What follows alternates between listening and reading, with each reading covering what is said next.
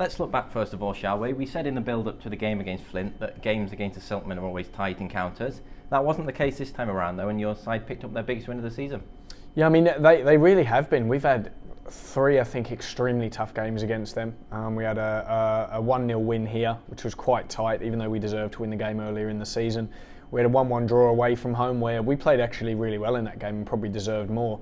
And then in a game where at their place was 2-1, and we really struggled in the first half, I think, because of the pressure they put on us, and they did very well in that game. So we were expecting a tight game. They were obviously missing a few players, which I think didn't help them. But we said before the game to the players that there were 3 things we needed to look at. We needed to compete physically, we needed to pass the ball and create chances and dominate possession, and the third one was be clinical in both boxes. So we meant by that was making sure that we defended properly, nice clean defending, good sort of overall shape and structure to keep the ball out of the net, which was a basic principle but something we needed to get back to.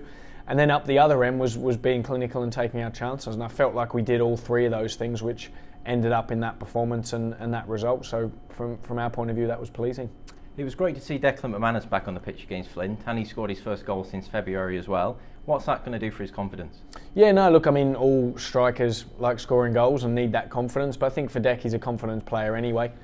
He's very confident, you can see by the way he plays, and it was just good to get him back out there. He'd had a small injury that we were managing and looking after, and he wants to play. I mean, that's what he's coming here for, and he is very robust. He hasn't been injured at all, touch wood, this season really until up to then. So it was good to get him back in, and we'll manage him over the next couple of weeks and see how he goes leading into that cup final.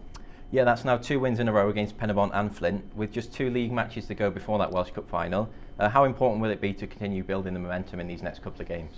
Yeah, I think not just momentum for the cup final, but we want to finish the season off strong. I know we won the league with 7 games to go, and however many points we are ahead now, I couldn't even tell you, because we're really concentrating on the performances, which hopefully get those wins. We want to finish strong. We want to get as many points as we can in the league, even before we start thinking about the cup final. So I think that's really important to mention. We've made a few changes in the recent weeks in terms of taking players in, taking players out for game time and etc. as it's been a long season. However, our emphasis has been that we want to win the games. We want to win every game we play in, and that's what's expected here. So we'll be continuing on that for the next 2 games and starting tomorrow against Newtown.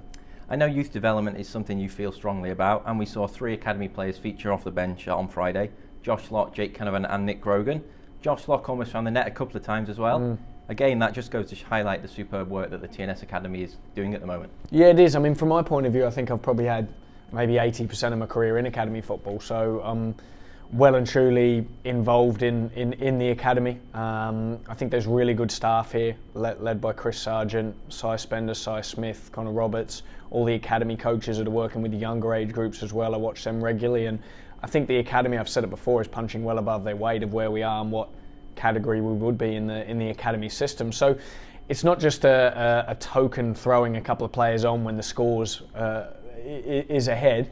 It's us trusting those players to go and be around the first team, to train regularly. I don't have the stats of our training minutes of young academy players training with us, but they would be very, very high. We regularly watch the games, and there's constant feedback and a good link between the first team and the academy coming through. So that's really important, I think, because you could have the next Ben Clark or the next, you know what I mean, the one coming through, and that's vitally important, I think, for a club like ours to be looking at those sort of options, I think, first and foremost, and looking in-house before we look outside with regard to transfers and players coming in. And I think the other thing to mention there is that those players that make their debuts, and we've had a few, I think maybe 4 or 5 from the youth team this year. There's been others in Europe that have come in first and second year pros, as well as Jake Canavan, who we sometimes forget because he's always been in and around the first team, is the opportunity for them to see and learn off the first team players, and I think that's so important. It's Newtown up next tomorrow, of course. The last time we faced the Robins, they handed us our first and only home defeat of the season. Will that add any extra motivation tomorrow to go and exact revenge, should we say? Yeah, I think it most certainly will. There's no doubt about that. We were very disappointed with the result. At times, the performance, it wasn't our worst performance of the season by any means, but for us not to score at home was bitterly disappointing. We weren't happy with the goal we conceded either. But look, these things do happen sometime during the season. Our home form, as you say, has been very good, especially in Europe and in the league. So yeah, we're disappointed with that, and the players weren't happy with that. We weren't happy as staff. So we definitely want to get on the front foot and go and win the game tomorrow, and hopefully put that right to some extent. Well, Newtown is certainly going to be fired up for this one, as they need a win to keep their hopes of automatic European qualification alive. As they beat us the last time we faced them, is there anything you'll be doing differently this time around to try and counter that? Yeah, there's 2 or 3 things we'll be working on today to try and counter that, although I did say it wasn't our worst performance of the season there, but I think being a little bit more clinical in and around the final third would help us in this game. They'll be nice and organised as usual. I think they have a good setup normally, and they tactically are quite good as well against us. So I think it'll be a good challenge, and we want to start the game right and hopefully get the win. That's what we're aiming for. And finally, when we take to the field tomorrow, it'll have been just 72 hours since the Flint match ended. With that in mind, what will the situation be like with injuries and availability? Yeah, well, we're going to have a look at the squad today, our second day back in training since the game. So it's important that we make sure we get the right balance of which players to play again, which players to rest, but also that we want to win the game too. We've got a couple of injuries still. Danny Davis, Ash Baker missed the game Friday. One of them may be available for the game tomorrow, and we'll go from there and see.